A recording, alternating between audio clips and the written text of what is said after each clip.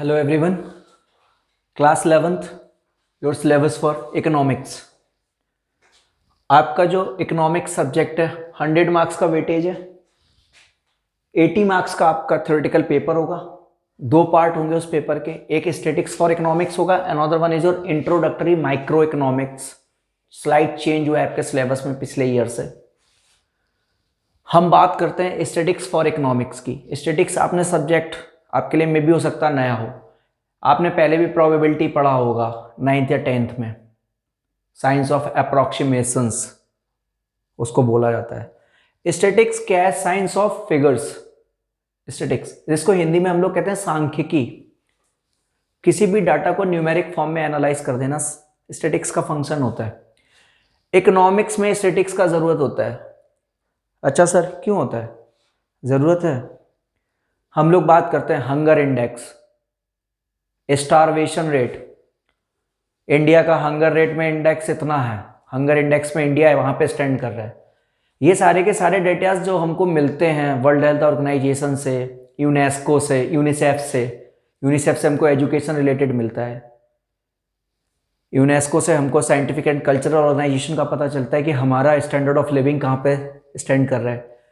तो ये सारी की सारी चीज़ें सर आती कहाँ से? ये सारी की सारी चीज़ें हमको स्टैटिस्टिकल इंफॉर्मेशन ही तो प्रोवाइड करवाती है। स्टैटिक्स ही तो हमारी बताती है। आपने भी सुना होगा कि एक चीज़ होती है जनगणना, सेंसस। डिकेड में एक बार होता है। 2011 में हुआ था, अब ये 2021 में होगा। स्टैटिक्स क्या है? साइंस ऑफ फिगर्स, है ना। Introduction to statics. स्टैटिक्स का इंट्रोडक्शन, जब भी हम कोई भी काम करने जा रहे हैं तो हम वो काम को किस तरीके से कर रहे हैं। Then after collection of data. जब आप स्टैटिक्स का प्रोसेस फॉलो अप करते हो, आप डेटा को किस तरीके से कलेक्ट करोगे, है ना। कलेक्शन ऑफ डेटा का मतलब आप 1-on-1 जाकर के लोगों से इंटरेक्ट करोगे डेटा कलेक्ट करने के लिए, या आपको सैम्पलिंग कर लोगे। जैसे कि जो जनगणना होती है, हमारी सेंसस होती है, ये 1-on-1 मीटअप है। यहाँ पर जो भी बंदा काम कर रहा है वो इंसान आपसे 1-on-1 जाकर के मिलता है। आपके घर में कितने सदस्य हैं, आपके कितने बच्चे हैं, पढ़ रहे हैं या नहीं पढ़ रहे हैं। कलेक्शन ऑफ डेटा वो हमारा पर्सनल इंटरेक्शन पे है। दूसरे में क्या करते हैं कि हम एक एजम्पशन लेकर के चलते हैं। हमने रैंडमली किसी बंदे, कोई 4 या 5 लोगों को उठा लिया, उनका एनालिसिस हमने शुरू किया, उनका एनालिसिस स्टार्ट किया, एंड किया। अब हमने क्या किया कि अगर वो कम्युनिटी 50 लोगों का है तो हमने 10 लोगों से रैंडमली वो चीज़ पूछ ली और उसी पे बेस बना करके हमने डेटा को रेडी कर लिया। तो वो हमारा सैम्पलिंग है। हमने सैंपल पे कर लिया, कुछ लोगों से इंटरेक्शन किया, बाकी को अप्रोक्सीमेटली एज्यूम कर लिया। Collection of data. Organisation of data, data को क्लासिफाई करना, प्राइमरी डेटा, सेकेंडरी डेटा, ये चैप्टर्स के आपके इंग्रेडिएंट्स हैं। Then after presentation of data, आपको डेटा कैसे प्रेजेंट करना है? टेबुलर फॉर्म में प्रेजेंट करना है, फ्रीक्वेंसी डिस्ट्रीब्यूशन में आपको प्रेजेंट करना है, पाई डायग्राम में, पाई चार्ट में बनाना है, सर्कुलर चार्ट बनता है इस तरीके का जिसमें सारी की सारी चीज़ें डिवाइड की जाती हैं, या आपको बार डायग्राम के थ्रू बनाना है, हिस्टोग्राम बनाना है। प्रेजेंटेशन ऑफ डेटा का मतलब ही ये होता है कि जो हमने डेटा कलेक्ट किया है हम किन किन तरीकों से प्रेजेंट कर सकते हैं। ये हमारा basically theoretical plus conceptual aspect है स्टैटिक्स फॉर इकोनॉमिक्स का। इसके बाद हमारा स्टैटिस्टिकल टूल्स का पार्ट स्टार्ट होता है, जिसमें कि हम कह सकते हैं कि सर ये हमारा न्यूमेरिकल पोर्शन है, इसीलिए ये वेटेज भी 27 मार्क्स है, ये 30 मार्क्स है। यहां पर हमको पढ़ना है measures of central tendency. 3 tools central tendency को मेजर करने के, मीन, मीडियन, मोड। तीनों अलग अलग चैप्टर हैं, अपने आप में न्यूमेरिकल बेस्ड हैं और बहुत ही अच्छे चैप्टर्स हैं। Then after measures of dispersion, जिसमें हमको 2 चीजें पढ़नी होती हैं, मीन डेविएशन और स्टैंडर्ड डेविएशन। उसके बाद आपके 2 चैप्टर होते हैं, एक कोरिलेशन और एक इंडेक्स नंबर। दोनों ही प्योर न्यूमेरिकल है। दोनों ही क्या, अगर मैं आपसे बात करूं तो जितने भी स्टैटिस्टिकल टूल्स हैं ये सारे के सारे न्यूमेरिकल बेस्ड हैं। इसीलिए आप देख भी पा रहे होंगे कि इसका वेटेज, ये 40 मार्क्स का जो पार्ट है अप्रोक्सीमेटली 70 to 74% जो आपका पार्ट है वो न्यूमेरिकल वेटेज कर रहा है, न्यूमेरिकल कवर कर रहा है। आपको मीन से क्वेश्चन मिलेगा, आपको मीडियन से क्वेश्चन मिलेगा, मोड से क्वेश्चन मिलेगा, मीन डेविएशन का क्वेश्चन होगा, कोरिलेशन। ये चैप्टर कैलकुलेशन, अगर अर्थमेटिकल एक्यूरेसी की बात करो तो ये चैप्टर थोड़ा सा हार्ड है। अगर आप समझ जाएंगे तो फिर इससे सरल कोई चैप्टर नहीं है। इंडेक्स नंबर्स भी हमारा एक न्यूमेरिकल चैप्टर है जो हम आगे चल के आपको पढ़ाएंगे। आई होप पार्ट ए का कवरेज आपको समझ में आया होगा। स्टैटिक्स में हमारा इतना ही है, इंट्रोडक्शन है। Collection, organisation and presentation of data का मतलब स्टैटिक्स से जो आप डेटा लेकर के आ रहे हो, आप उस डेटा को कलेक्ट किस तरीके से कर रहे हो, आपने क्या प्रोसेस फॉलो किया है। देन आफ्टर ऑर्गेनाइजेशन में डेटा को हम ऑर्गेनाइज कैसे कर रहे हैं। ऑर्गेनाइजेशन अगर नहीं होगा तो डेटा तो स्कैटर्ड फॉर्म में हो जाएगा। अगर सारी की सारी चीजें हौच पौच हो जाएंगी तो फिर तो एनालिसिस इम्पॉसिबल है। प्रेजेंटेशन ऑफ डेटा ये बताता है कि जो आप फिगर्स लेकर के आए हो, आप सामने वाले जो आप इंटरप्रेट कर रहे हो, आप इंटरप्रिटेशन करोगे, उसके बाद ही इंफॉर्मेशन कम्युनिकेट कर पाओगे। हो सकता है आप डिपार्टमेंट इकोनॉमिक अफेयर्स को दे रहे हो डेटा, हो सकता है आप मिनिस्ट्री ऑफ होम अफेयर्स को डेटा दे रहे हो सकता है आप मिनिस्ट्री ऑफ एजुकेशन को डेटा दे रहे हो, आप किसी में भी हो सकता है कोई आपका स्टैट्यूटरी अथॉरिटी है जैसे कि इनकम टैक्स डिपार्टमेंट है, आप उसको डेटा दे रहे होगे। तो आपको डेटा का प्रेजेंटेशन भी उतना ही अच्छे तरीके से करना है जो सामने वाला आपकी जो चीजें आपने इकट्ठी की हैं उनको समझ सके। तो पार्ट ए हमारा स्टैटिक्स के साथ डील करता है। ये बेसिकली अगर इसको मैं अपनी लैंग्वेज में बोलूं तो ये दो कैटेगरीज हैं, जिसमें एक कॉन्सेप्चुअल थ्योरी है जैसा मैंने बताया आपको, दूसरा प्योर न्यूमेरिकल बेस्ड है। पार्ट बी जो है हमारा वो है इंट्रोडक्टरी माइक्रो इकोनॉमिक्स। पहले ये सब्जेक्ट 12th में हुआ करता था, अब ये हमारा 11th का पार्ट है। जो इंडियन इकोनॉमिक डेवलपमेंट है वो पहले 11th में हुआ करता था। माइक्रो इकोनॉमिक्स और मैक्रो इकोनॉमिक्स हम लोग पढ़ते थे 12th क्लास में, अभी उसको सीबीएसई ने चेंज किया है। ये डेटा मैं एक बार फिर से आपको रिपीट कर दूं, ये जो फिगर्स मैंने आपके सामने लेकर के आया हूं ये सीबीएसई की ऑफिशियल वेबसाइट से।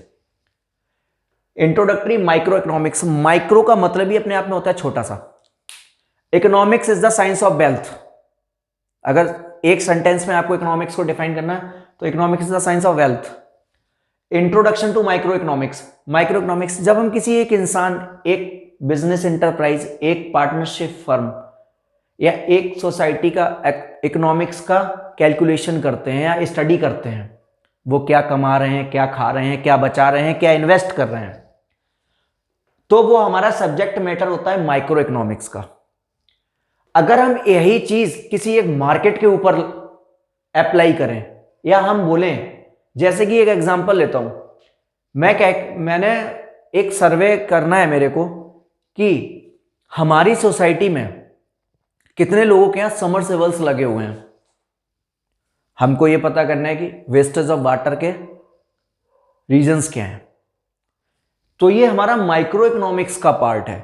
लेकिन अगर हम ये पता करने पे आ जाएं कि सर अब हमको सोसाइटी का नहीं, हमको पूरे इंडिया का करना है, तो फिर ये माइक्रो का पार्ट नहीं रह गया। Then it is all the way subject matter of macro economics जो आपका 12th में है। इंट्रोडक्शन टू माइक्रो इकोनॉमिक्स में इसमें कुछ नहीं, इसमें सिर्फ स्कॉलर्स के व्यूज बताए गए हैं कि वो इकोनॉमिक्स को लेकर के उन्होंने अपने क्या क्या पॉइंट ऑफ व्यूज रखे। Then after consumers equilibrium and demand, यहां से आपका थोड़ा सा कॉन्सेप्चुअल चैप्टर स्टार्ट हो जाएगा, जैसे कि consumers equilibrium and demand.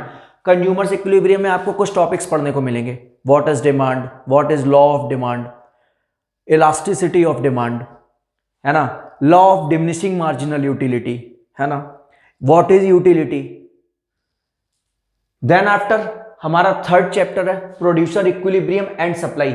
Demand तो हम लोग फॉर्म करते हैं, हमको मोबाइल फोन्स चाहिए, हमको पेन चाहिए, हमको नोटबुक्स चाहिए, हमको बुक्स चाहिए, हम लोग डिमांड्स लेकर के कर रहे हैं, रेज कर रहे हैं। हम भी इकोनॉमी का एक पार्ट है, और इकोनॉमी का एक पार्ट कौन है, प्रोड्यूसर इक्विलिब्रियम एंड सप्लाई। अगर हमको नोटबुक चाहिए तो नोटबुक कोई बना भी तो रहा होगा, ऊपर से तो आ नहीं रही है, somebody somewhere is going to produce notebooks। तो प्रोड्यूसर इक्विलिब्रियम जब हम बात करते हैं, अब जब हम अपनी बात करते हैं कंज्यूमर इक्विलिब्रियम में, तो हम डिमांड पढ़ते हैं, लॉ ऑफ डिमांड पढ़ते हैं, law of diminishing marginal utility पढ़ते हैं, यूटिलिटी पढ़ते हैं। यूटिलिटी का बेसिक हिंदी मीनिंग होता है संतुष्टि। आप किसी भी चीज को कंज्यूम करते हो, क्यों करते हो, अपने सेल्फ सेटिस्फेक्शन के लिए। प्रोड्यूसर इक्विलिब्रियम में हम क्या करते हैं, मैन्युफैक्चरर के पॉइंट ऑफ व्यू से पढ़ते हैं। उसमें supply, meaning of supply, law of supply, cost, fix cost, variable cost. Then after जब कॉस्ट लगा रहा है तो क्यों लगा रहा है, प्रॉफिट के लिए, तो रेवेन्यू भी उसका फॉर्म होगा। Revenue, concept of revenue, total revenue, average revenue, marginal revenue. बिल्कुल भी आप घबराइए मत, मैं सिर्फ आपको एक ओवरव्यू दे रहा हूं। ये सारे के सारे कॉन्सेप्ट हैं, मैं यहाँ पे बोर्ड पे नोट डाउन नहीं कर सकता था सारी चीजें, इसलिए मैं आपको ओरली बता रहा हूँ। आप बुक्स में देखोगे, आपका बुक स्टार्ट होने से पहले सिलेबस का बाइफर्केशन दिया गया है, वहां पे आपको सारे टॉपिक्स सिंक्रोनाइजेशन ऑर्डर में दिए गए हैं, आप चेक कर सकते हैं। देन आफ्टर आपका छोटा सा चैप्टर है फॉर्म्स ऑफ मार्केट। मार्केट के भी अपने अपने तरीके होते हैं, परफेक्ट कॉम्पिटिशन मार्केट है, ओलिगोपोली है, मोनोपोली है, और उनमें प्राइस डिटर्मिनेशन। कोई भी चीज अगर वहां पे सेल परचेज की जा रही है तो उसका प्राइस हम कैसे तय करते हैं। एक बात बताऊं आपको, आपकी नॉलेज के लिए, बेसिकली किसी भी चीज का प्राइस तय होता है उसकी डिमांड और सप्लाई के प्रोसीजर पे। इकोनॉमिक्स में तो आप पढ़ोगे, बट जब आप प्रैक्टिकली चीजें लाइफ में फॉलो अप करोगे तो आप ये चीज सोचोगे और ये चीज आप प्रैक्टिकली नोट भी करोगे कि कहीं ना कहीं किसी ना किसी चीज की जो कीमत है उसकी जरूरत तय करती है। देन हम एक बार फिर से आपको बताते हैं, इकोनॉमिक्स का आपका 100 मार्क्स का पेपर, वेटेज जो है 80 मार्क्स का आपका क्वेश्चन पेपर है, 20 मार्क्स का प्रोजेक्ट है। 80 मार्क्स के लिए आपके दो पार्ट, एक स्टैटिक्स का पार्ट है और दूसरा पार्ट है इकोनॉमिक्स का, इंट्रोडक्टरी माइक्रो इकोनॉमिक्स। स्टैटिक्स के पार्ट में आपका इंट्रोडक्शन है, देन आफ्टर डेटा का पूरा ट्रीटमेंट है। पहले डेटा को कलेक्ट करना है, उसको ऑर्गेनाइज करना है। ऑर्गेनाइज करने का मतलब होता है कि हम डेटा को स्टेप बाय स्टेप मैनेज कर लें, अरेंज कर लें, जिससे कि उसको प्रेजेंटेशन तो हम दे सकें और हम उसको कम्युनिकेट भी कर सकें। अगर कोई इंफॉर्मेशन हमने कलेक्ट की है और हम उसको कम्युनिकेट ही नहीं कर पाए तो हमारा तो सर पूरा एफर्ट ही बेकार हो गया। इसलिए ये तीनों स्टेप्स जो हैं ये डेटा को एक्सप्लेन करने के लिए बहुत जरूरी हैं। ये हमारा बेसिक कॉन्सेप्चुअल थ्योरी बेस्ड हो गया पोर्शन, 13 मार्क्स इसका वेटेज। देन आफ्टर हमारा प्योर स्टैटिक्स का न्यूमेरिकल पोर्शन स्टार्ट होता है जिसमें मेजर्स ऑफ सेंट्रल टेंडेंसी, इसके 3 मेथड, मीन, मीडियन, मोड, उसके बाद dispersion, mean deviation, standard deviation. Then after आपके दो अलग, थोड़े से अलग chapters, correlation and index numbers. Micro economics की बात करोगे आप, introduction, consumer equilibrium and demand. हमारे पॉइंट ऑफ व्यू से हमको सारे अपने टर्मिनोलॉजीज पढ़ने हैं, डिमांड क्या है, लॉ ऑफ डिमांड क्या है ना। प्रोड्यूसर इक्विलिब्रियम हम मैन्युफैक्चरर पॉइंट ऑफ व्यू से पढ़ना है हमको सारा का सारा। फॉर्म्स ऑफ मार्केट में मार्केट के टाइप्स हैं और हर मार्केट में प्राइस डिटर्मिनेशन, किसी भी गुड या सर्विस का प्राइस कैसा फिक्स किया जाता है हमको वो बताया जाएगा। इसका weightage 10 marks, these 2 chapters each 13 marks and your introduction contains for 4 marks. इतना ही आपका सिलेबस है, इतना ही आपको पढ़ना है, आपको सारा कराया जाएगा स्टेप बाय स्टेप। आज की वीडियो में सिर्फ इतना ही। Thank you, have a good day.